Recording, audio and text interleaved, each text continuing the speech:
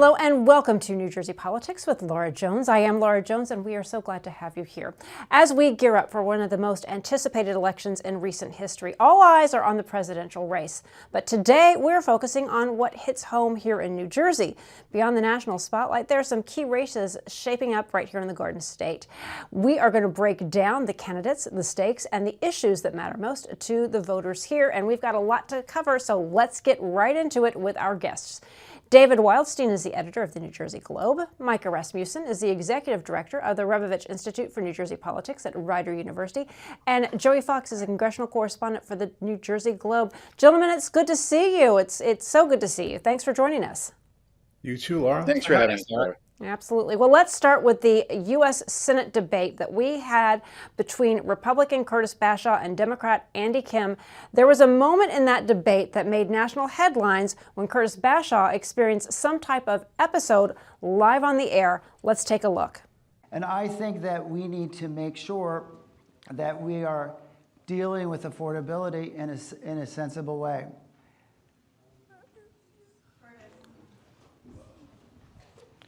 You okay? That- Are you okay? Yeah. Okay. Now, we were all in the room when that happened. Curtis Bashaw took about a 10-minute break, then he was able to resume the debate. I was a little surprised, not only at what had happened and what we were witnessing, but he was able to return. So, David Wildstein, let's go to you first and talk a little bit about that headline-making debate.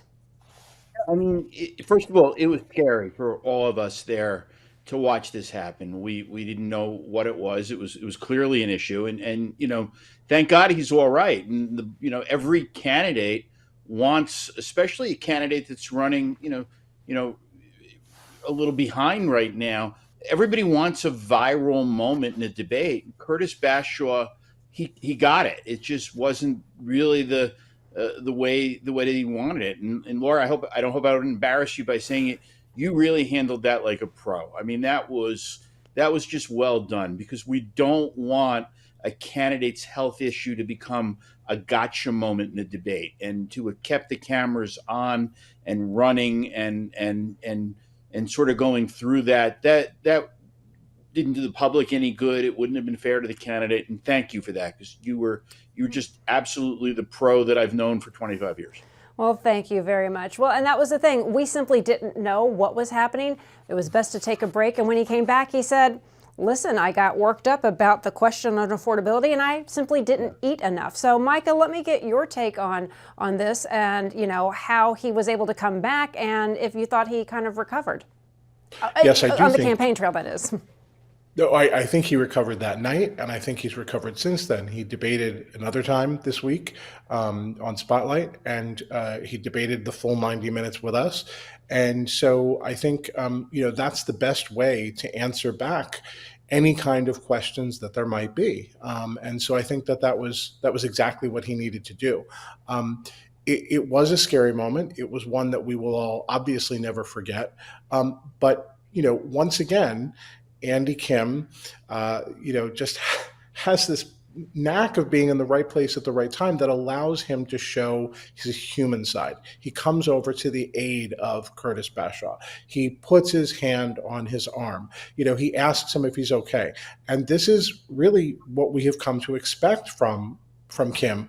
And we've seen really so many times is this human side of him. And so even though it was only a moment before you went to break, he really did get to express his concern in a way that everybody could see. Right. It was very interesting from my vantage point. I was sitting a little bit behind them, and I could tell that there was something going on. But again, Andy Kim was over there before anybody could really fully recognize what was going on, and there was a genuine concern. Joey, let me just get your thoughts on it and your take. I mean, yeah, it was an odd moment. It wasn't one that any of us were preparing for. And as David said, I mean, it was a viral moment too, and it's really unfortunate that is the viral moment that Curtis Bashaw got, because there's been relatively limited polling of this race, but the little polling that there has been has shown that New Jersey voters don't know too much about him. That 10% say they've got a positive opinion of him, 8% say they have a negative opinion, whatever it may be. But just these huge swaths of voters have never heard of the guy. He's never run for office before. He hasn't spent enough money to really get his name ID out there. And so the fact that maybe the one moment in his entire campaign that where his name really takes off is not really what he would have wanted to see, especially given that the rest of the debate was perfectly fine for him and for Andy Kim. It was a pretty standard, substantive, expected Senate debate where they both made the arguments that they wanted to make. I think both pretty successfully. Bashaw is a moderate Republican on a lot of issues, and he made that point repeatedly and I think pretty effectively. And for anyone who goes and watch the full debate, they'll see that. But we'll see how many people do in fact do that. Yeah. Well, David, let's talk a little bit about, the real issues that they were able to address. What stood out to you? They certainly had a fiery exchange when it came to abortion and immigration. What stood out to you? Yeah, I think the abortion issue stood out. That, and this is one of the risks of being a Republican in New Jersey, is you have to win a Republican primary before you get to the general election. So Curtis Bashaw in the primary said he supported the Supreme Court Dobbs decision. Now he's running in a state where polling shows that most New Jerseyans are pro-choice. So Curtis came in and he said, I'm pro-choice. I'm a pro-choice Republican. And Andy Kim called him out on it and said, you can't have it both ways. You can't be for the Dobbs decision to give the rights to the states and then say you're pro-choice when a lot of states across the country are now making abortion illegal. And Kim kept coming back to that issue over and over, and that was probably the smart move for him. That's the issue where if people are going to be undecided at this point, that he thinks he can sway them. Yeah, Micah, let me get your thoughts. Laura, go ahead. Yeah, no, the other thing that Kim did, I think somewhat successfully, is he said, you talked about being pro-Dobbs before the primary when you were running for the Republican nomination. You haven't really talked about that since then. You have tried to soft pedal this. You've just talked about being pro-choice. That's all you say.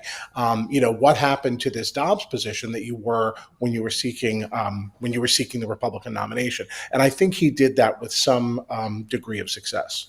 Yeah, Joey, let me get your take. Many times Curtis Bashaw would talk about how he did not think the government would have a right to stand in his way as a gay man of being married. Therefore, that's how he was able to kind of rectify his stand on that. So how do you think that played with the viewers, and how do you think it could play with the voters? I mean, I think that fundamentally, Curtis Bashaw's identity as a gay man gives him some credibility on the issue of sort of standing up for rights that I'll phrase it from a Democratic point of view, like, the rights that Democratic politicians like to say that they fight for, and that New Jersey voters generally like to see politicians fight for. His identity gives him a little bit of credibility on that issue, because indeed, until a little over a decade ago, he was given fewer rights than his straight friends. So I think that could definitely be something that both appeals to LGBT voters themselves. There's never been an openly gay man in the Senate. But in general, it makes it sort of clear right from the get-go that he is not necessarily your average Republican. And I mean, going back to the Republican primary where he was facing a more conservative, more pro-Trump candidate, it was noticeable that was not a subject that he brought up quite so sort of enthusiastically when the electorate that he was trying to appeal to was the Republican primary electorate. Once that primary is over, it became more of an obvious benefit to talk about and to make it clear, that he is a different type of Republican than many New Jersey voters have seen in the past.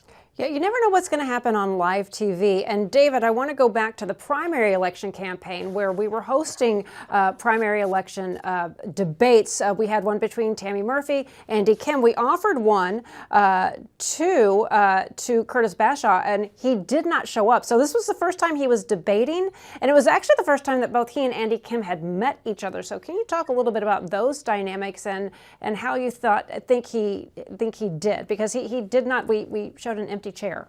in that debate. Yeah, and that's an issue that candidates have to deal with, even long-term incumbents in safe districts. When you don't debate for a long time, or you've never debated before, don't ever turn down an opportunity to practice, because suddenly the stakes are high and you're getting there and you haven't done it before. And Andy Kim had debated in all of his House races. He did a debate with an opponent in a Democratic primary 2 years ago he got 90% of the vote in the primary, but he still did it. And it's just like an athlete. You've got to stay in shape for these things. You've got to train for it. And I think that set him back a little bit. But the reality is, Curtis Bashaw did fine in our debate, and he did fine in the next debate, earlier this week. And there's an authenticity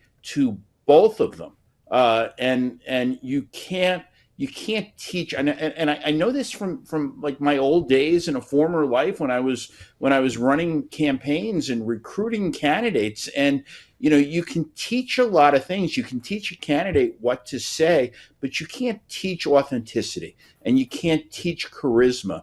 And whether you agree with one candidate or another, and that's what these debates are for, is to present to the voters different options based upon how they believe. Because look, not everybody believes in the same things, but it's good when a party nominates two decent candidates, two people who are just decent human beings. And I think you got that in the Senate race. Yeah, and Micah, can you give, for us, we are political junkies, we're always following this, but, for some viewers who might be just starting to tune in as we get closer to Election Day, New Jersey hasn't had a Republican represent them in the U.S. Senate going back 50 years, since the 70s. So, for Curtis Bashaw, somebody who's a developer from South Jersey, not really any political experience, to enter into this race, you never know how things are going to go, but this is a state that tends to lean blue. Can you just talk a little bit about the dynamics and everything that, he is facing, and just really what is at stake here? Yeah, Laura, it's been since 1972, the last time a Republican won a U.S. Senate election in New Jersey. And so whenever I'm asked, what do you think his chances are? I start with that, because that's the prior, and you have to ask yourself, what's different about 2024 that all of a sudden is going to make it a more favorable election than any of the other ones we've seen for the last 52 years? And, a lot would have to change. A lot of the things that we have seen over the last 52 years would have to change. There's only one state that has a longer streak, and that's Hawaii. They've never elected a Republican to the Senate, since they've been a state. And so, again, we ask ourselves, of all the strong people who have ever run as a Republican, Bob Franks or Doug Forrest, or any of the folks who have ever run in the last 52 years, what is it that you have that they didn't have? Sometimes they had more money than you did. Sometimes the disparity in voters was not as large as it is today, almost 1 million voter disparity. So what are the conditions that are going to make it better for you? Is Trump going to do markedly better in New Jersey than other presidential candidates have done at the top of the ticket? And the answer to that is not in New Jersey, probably anyway. And so, again, we just look at what's going to change this year for Curtis Bashaw that hasn't changed for anybody else. All right, we are going to take a quick commercial break, and then on the other side of the debate, on the other side of the show, we're going to talk a little bit about the debates in the 7th and 9th congressional districts. Stay with us. Hey! Nothing has ever been handed to me. I've had to work for it. On the field and off the field. Kane worked with me, guided me, helped me climb higher to get where I belong. To change my life. Hey, welcome to the team. Cougars climb higher. Kane University.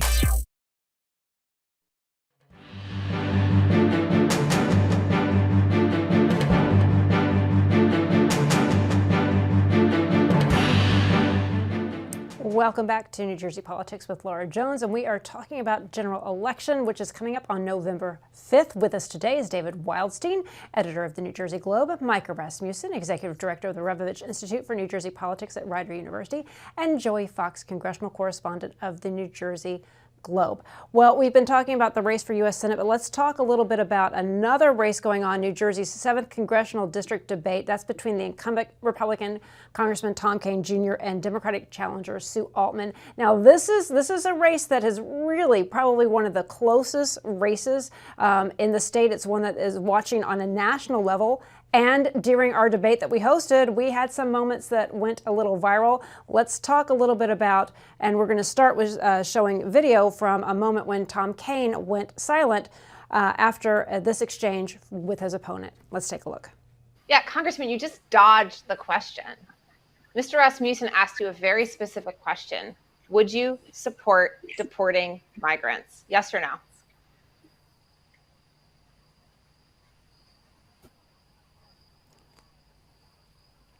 We're going to let you finish your statement, and then we can go back to Tom Kean for a 30-second rebuttal. Okay, that is a clip that made it onto the headlines the next day. I believe it was 8 seconds of silence. Now, according to the rules, she wasn't supposed to be asking a direct question, but this was a debate where these two were really going after each other. David, do you think Tom Kean should have answered that question? You know, first of all, this wasn't a medical episode. This is just Tom Kean, Right. and you know whether people like it or not, he is probably the best I've seen. And I saw his father, and I knew his grandfather. Best person I've ever seen at not answering questions he doesn't want to answer. He is incredibly disciplined when it comes to staying on message.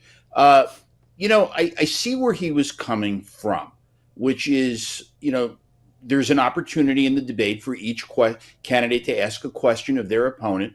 That wasn't it. The questions were coming from the panel, not from his opponent, and he didn't answer it. But should he have just let eight seconds of blank airtime? Yeah, probably not, because what you saw was the clip. And the clip that you just showed is the clip that sort of went viral on social media of a U.S. congressman being asked a question and just staring into the camera without all the context. So he, you know, maybe, and by the way, the easiest thing in the world in politics is to do what I do, which is being a Monday morning quarterback and answer a question after it's already happened, after I've already had a chance to think it out. You know, yeah, he would have been better off responding and saying, you know, Ms. Altman, the questions come from the panel, from the moderator, not from you, and then moved it back to her. But he didn't, and that's the moment we got. Yeah, I mean, I think that, Joey, go ahead. No, go ahead. Well, I think that part of the reason that this sort of became a bit of a viral moment for Altman is that it's not really happening in a vacuum. This is part of her broader argument about Kean, which is that she says he doesn't do enough town halls. She says that he's not present for constituents. And then the specific thing that we experience as the press is he doesn't really talk to the press. You know, I'm down in Washington, and he has a policy of just pretty much never talking to reporters in the hallways or in really any other contexts. He turned down my request for an interview. He doesn't really release his campaign schedule to the public so people know where he is. That's the strategy that he has chosen. It's a strategy that he stuck with in 2022 as well, when he unseated a Democratic congressman. He's doing it again this year. That is, you know, what he has decided to do, and it is what Altman has decided to attack him pretty insistently over. And so right after the end of the clip that we just showed, Altman said something along the lines of, "Now I know how the reporters feel." That was like her little quip about the silence. Yeah, Micah. So it wasn't just sort of this one moment in a debate. It's part of a narrative that Altman is building about, I'm present for you, I'm standing up, and the congressman falls silent, basically. Yeah, and Sue Altman hasn't held public office before, whereas Tom Kean has been a member of the legislature, member of the Assembly, Senate, also a member of Congress. So, Micah, you know, when it comes to prepping candidates, and you worked for Governor Jim McGreevey, can you talk a little bit about what's going into this and how you thought, you know, Sue Altman, really kind of a novice, came out she looked really quite composed, and she did really well. And it almost made Tom Kean, even though we know his strategy. Some people might have been like that he didn't seem like he seemed like he was phoning it in. Was the comment I got from some people, or that he wasn't there. Well, there's two ways to practice, or there's two things that you want to practice. One is being familiar enough with the issues, right? One is really studying up and knowing the issues. And so that's one thing that's a particular challenge for somebody who's a challenger, who doesn't eat, breathe, and sleep this stuff 24 hours a day. You gotta bone up on the issues. And so that's part of it. But the other part of it, and this I think tends to be dismissed by a lot of people who say, well, I'm out there every day, I'm talking to people, I'm doing the things that I'm doing, I don't need to spend a lot of time practicing, right? So it tends to get short shrift. And this is everybody from incumbent presidents on down, right? You'll remember President Obama in 2012 got beaten pretty handily in the first debate by Mitt Romney. Mitt Romney just came in and had prepared and had all the lines practiced and that he wanted to make, and he scored them all. And Obama didn't. And so preparation matters, strategy matters, having those lines that you want to convey, that you want to get across, having those at your fingertips in your command that you don't forget about them matters. So it's not just familiarity. People say, well, I'm the incumbent president, I know the issues. Yes, you do, but that doesn't mean that you're prepared for this debate. And so you really want to spend time drilling down on the 5 or 10 things that you want to get across over the course of the 90 minutes. Yeah, and there was a bit of a lighter moment, more of a fun moment. David, you asked the candidates to respond to a series of questions with just a thumbs up, thumbs down. We're going to take a quick look and then get everybody's response to that. Joe Biden was the fair and legitimate winner of the 2020 presidential election. Phil Murphy has been a great governor for New Jersey. I'm looking forward to another 4 years of Donald Trump in the White House.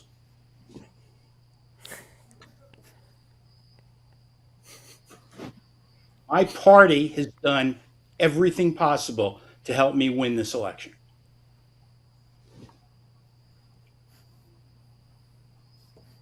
There are people currently serving in the U.S. House of Representatives who are worse human beings than my opponent.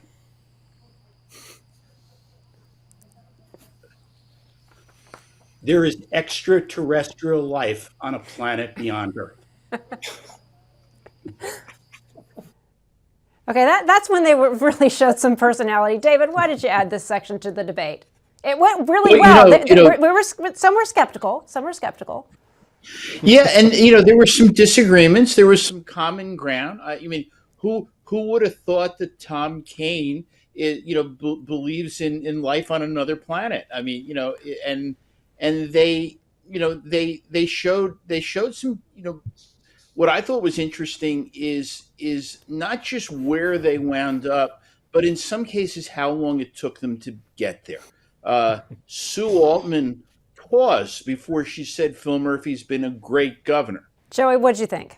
The fact that the candidates were sort of willing to just go with it was obviously made it good. And I think also, it's a round that requires very specific questions. I think that if we had tried to include questions that had been either more of a gotcha type question or questions that genuinely require, a minute's worth of explanation to make an answer meaningful, then it wouldn't have really clicked. Yeah. But when it comes to answering things like, the 2020 election was free and fair, you could talk about that for a whole minute. Or you could just say, yeah, it was. And you've got two candidates here who both agree that, yes, it was. Tom Kean Jr. is not a stop the steal Republican. He's not the type of Republican who's going to go down that rabbit hole. So it was good to get them in sort of a very definitive position on some of these issues. Yeah, one other thing I want to jump to, and we only have just about a minute or so left, is the other congressional debate that we hosted. That was in the 9th Congressional District, the seat held by the late Congressman Bill Pascrell, who passed away, and that is between Nellie Poe, state senator, and Billy Primpa. Let's just get your thoughts on that.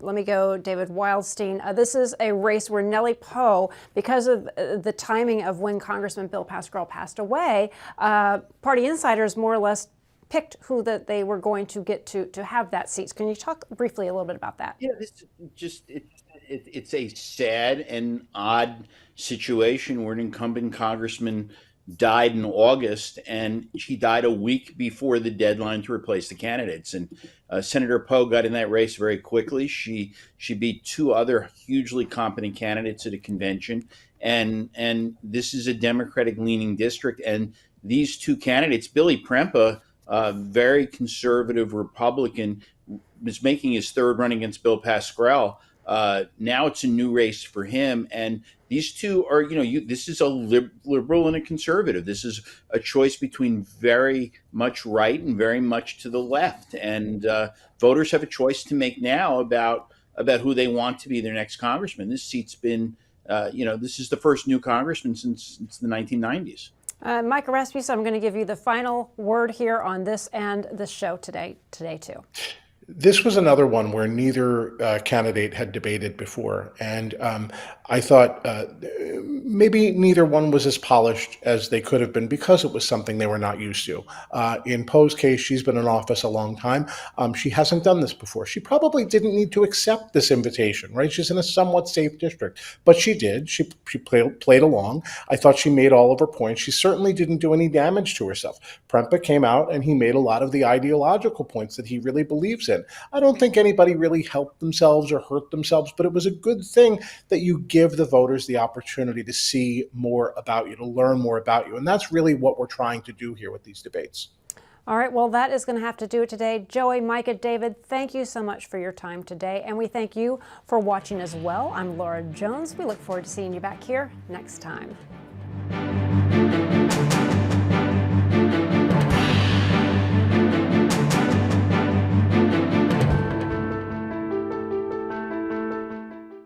Some of the biggest challenges I face as a student athlete is managing my athletic work and my schoolwork. To prevent our student athletes from falling into academic distress, we created a program called Gamer. Each team works with an athletics academic liaison to increase graduation and retention rates. The turning point that I saw is my grades went up. What has helped me the most is definitely tutoring. My academics have just skyrocketed. The ultimate goal is for our student athletes to have that championship moment on the field and day of graduation.